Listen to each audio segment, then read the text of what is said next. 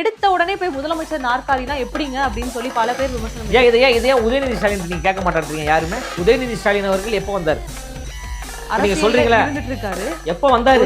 ஒரு பகுதியா இருந்துட்டு இருக்காரு.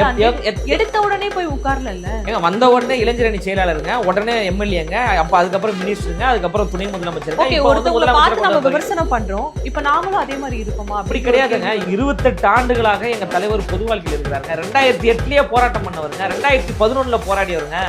தமிழ்நாட்டு மீனவர்களுக்காக தன்னுடைய ரசிகர் மன்றத்தை திரட்டி மிகப்பெரிய ஒரு ஆர்ப்பாட்டத்தை நாகப்பட்டினத்துல பண்றாரு.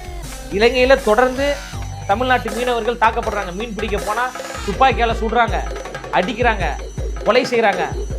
பல அத்துமீறல் சம்பவம்லாம் நடந்தது. அதை கண்டித்து எங்க தலைவர் அவர்கள் மிகப்பெரிய ஒரு ஆர்ப்பாட்டம், அந்த ஆர்ப்பாட்டத்தில் பேசுறாரு.